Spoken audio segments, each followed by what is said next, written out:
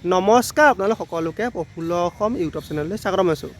যদি আপোনালোক চেনেলটোলৈ প্ৰথমবাৰৰ বাবে আহিছে প্লিজ চেনেলটো ছাবস্ক্ৰাইব কৰি দিব, ভিডিঅ'টো এটা লাইক কৰি দিব আৰু লগৰ বন্ধু বান্ধৱীসকলক শ্বেয়াৰ কৰি দিব।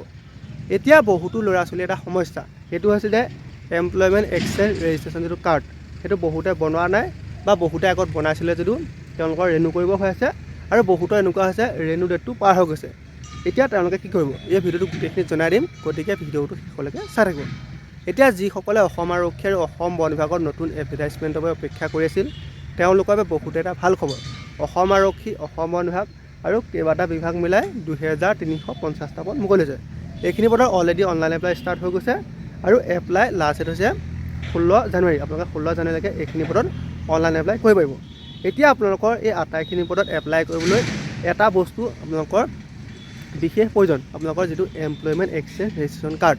সেই এমপ্লয়মেণ্ট এক্সচেঞ্জ ৰেজিষ্ট্ৰেশ্যন যিটো কাৰ্ড সেইটো যদি নাথাকে তেওঁলোকে এপ্লাই কৰিব নোৱাৰে। এতিয়া আপোনালোকৰ যিসকলৰ এমপ্লয়মেণ্ট এক্সচেঞ্জ ৰেজিষ্ট্ৰেশ্যন যিটো কাৰ্ড সেইটো নাই, তেওঁলোকে ইমান বেছি চিন্তা কৰিব লাগে। আপোনালোকৰ পঢ়াৰ যিমানখিনি ডকুমেণ্টছ আছে, আপোনালোকৰ ধৰি লওক যদি হায়াৰ ছেকেণ্ডেৰী পাছ কৰিছে তেন্তে আপোনালোকে মেট্ৰিকৰ certificate marksheet, higher secondary certificate marksheet আৰু আপোনালোকৰ মেট্ৰিকৰ যিটো এডমিট কাৰ্ড, তাৰপিছত আপোনালোকৰ বা ডিগ্ৰী কৰিছে যদি ডিগ্ৰী যিখন চাৰ্টিফিকেট মাৰ্কশ্বিট আছে, আপুনি যিমান পঢ়িছে বা আপোনাৰ যদি ধৰি লওক কম্পিউটাৰ কৰিছে তেন্তে সেই আটাইখিনি ডকুমেণ্টছ লৈ আৰু লগত আপোনালোকে আধাৰ কাৰ্ড, ফটো আৰু যদি আপোনালোকৰ ভোটাৰ আই ডি আছে তেনে ভোটাৰ আই ডি নাইবা আপোনালোকৰ দেউতা নাইবা মাৰ যিকোনো এটা ভোটাৰ নাইবা আধাৰ কাৰ্ড লৈ যাব। আপোনালোকে সেইখিনি যদি লৈ আপোনালোকে আপোনালোকৰ ওচৰৰ যিসমূহ CSC চেণ্টাৰ আছে নাইবা অনলাইন কৰা দোকান আছে তাত গ'লে আপোনালোকৰ যিটো এমপ্লয়মেণ্ট এক্সচেঞ্জ ৰেজিষ্ট্ৰেশ্যন কাৰ্ড সেইটো আপোনালোকৰ মিনিমাম আধাৰ পৰা 1 ঘণ্টাৰ ভিতৰত বনাই দিব। নহ'লে আপোনালোকে ইউটিউবত চাই পেলাই নিজেও ঘৰতে আপোনালোকৰ হাতত যদি মোবাইল ফোন আছে সেই মোবাইল ফোনটোতে বনাব পাৰিব। আকৌ ইমান বেছি টান নহয়, কিন্তু আপোনালোকৰ এই প্ৰচেছটো যদি আপোনালোকৰ যিটো আধাৰ কাৰ্ড সেই আধাৰ কাৰ্ডৰ লগত লিংক থকা মোবাইল নম্বৰ নাথাকে তেন্তে আপোনালোকৰ এটা দীঘলীয়া প্ৰচেছ হয়। গতিকে যিসকলৰ আধাৰ কাৰ্ডৰ লগত লিংক থকা মোবাইল নম্বৰটো হেৰাই গৈছে তেওঁলোকে প্ৰথম আধাৰ কাৰ্ডৰ লগত যিটো আপোনালোকৰ যিটো এতিয়া প্ৰথম মোবাইল নম্বৰ চলি আছে সেই মোবাইল নম্বৰটো লিংক কৰি লওক। আপোনালোকৰ এসপ্তাহমানতে লিংক হৈ যাব। তাৰপিছত আপোনালোকে এমপ্লয়মেণ্ট এক্সচেঞ্জ যিটো ৰেজিষ্ট্ৰেশ্যন কাৰ্ড সেইটো বনাই লওক। আপোনালোকৰ যদি উইদাউট আধাৰ বনায় তেন্তে আপোনালোকৰ এটা বহুত দীঘল প্ৰচেছ। গতিকে আপোনালোকে আধাৰ প্ৰচেছতে বনাব। খালি আপোনালোকৰ আধাৰ কাৰ্ডৰ যিটো মোবাইল নম্বৰ লিংক হৈছে সেইটো যদি নাই তেন্তে আপুনি লিংক কৰাই লওক। তাৰপিছত যিসকলৰ ৰেনু আপোনালোকৰ কৰিবলগীয়া হৈছে তেওঁলোকে ৰেনু কৰি লওক। আপোনালোকে নিজেও পাৰিব নেপচি চেণ্টাৰ, তাত গ'লে আপোনালোকৰ ধুনীয়াকৈ ৰেনু হৈ যাব।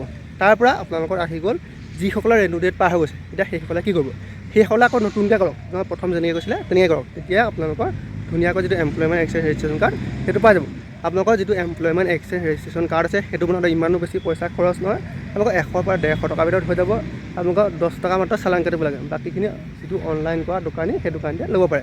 গতিকে আপোনালোকে ইমান বেছি চিন্তা কৰিব নালাগে। আপোনালোকৰ যদি এমপ্লয়মেণ্ট এক্সচেঞ্জ ৰেজিষ্ট্ৰেশ্যন কাৰ্ডটো নাই তেন্তে আপোনালোকে 1 পৰা 2 ঘণ্টাৰ ভিতৰত ধুনীয়াকৈ উলিয়াই ল'ব পাৰিব।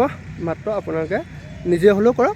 যদি আপোনালোকে নিজে কৰাত অলপ অসুবিধা পায় আপোনালোকে ভুলকৈ নকৰিব, কিয়নো যদি ভুল হৈ যায় তেন্তে আপোনাৰ সমস্যা হ'ব। গতিকে আপুনি ওচৰৰ যিটো CSC চেণ্টাৰ নাইবা য'ত অনলাইন কৰা দোকান আছে তাত গৈ ভালদৰে কৰি লওক। আৰু যিজনে কৰিব সেইজনে আপুনি গৈ ক'ব যাতে কোনো ধৰণৰ ভুলকৈ নকৰে।